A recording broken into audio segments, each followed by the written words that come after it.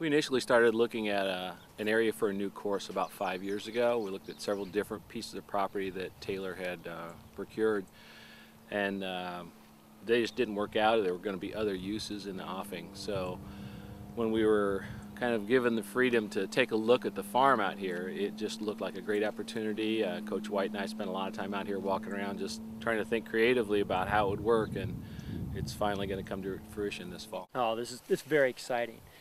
Coach Bowers and I have spent a lot of time here in the last year trying to think through the best case scenario for the course, and we're thinking things like parking and spectators, and we're happy with just about everything. The course is dynamic. We think the runners will really enjoy it. You can run 4,000 meters before doing any type of overlap. The women will pretty much run, they'll go 5,000, they'll have a 1,000 overlap, and the guys will do a 5K, and then they'll do some repeat after that. When we were able to begin work out here, the topography lent itself to a great course. Nothing really very steep, so a lot of gentle climbs and gentle descents. And then once we got into where we wanted the course to go, it was a matter of just figuring out the cleanest route, trying to avoid sharp corners, trying to get long straight runs, and still build a challenging but fair course.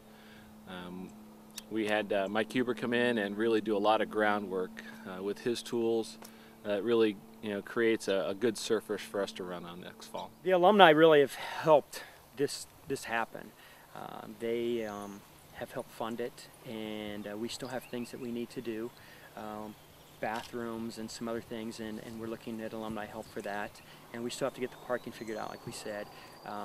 So there's still parts of that we have to have, but some alums have really put in a lot of time coming out and looking at it and making phone calls and sharing the opportunity that our student athletes will have, and they've been a primary key.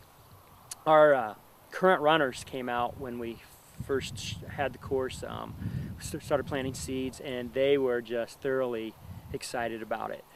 We've had coaches from other schools come and look at it, and they're excited. The potential here is phenomenal.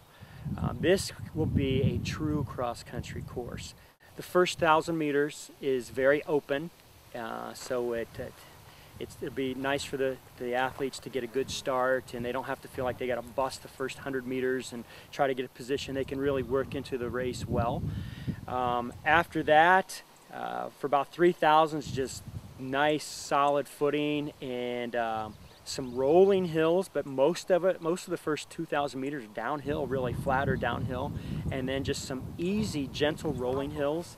We've got one spot about probably 3.5K that we go down towards the creek, and it's a significant downhill and a nice little uphill, and then the athletes will need to be strong for about a quarter mile getting through the that last 500 meters of the third K, and after that it's 1,000 meters heading home, very open, very flat, and just exciting to be very spectator friendly that last 1,000 as well. For me, the highlight of the course is just it's not necessarily dead through the woods, but it's a long woods a lot of time, and you're out in the country. It feels like that. There aren't any outside of the barn. There aren't any buildings really in sight.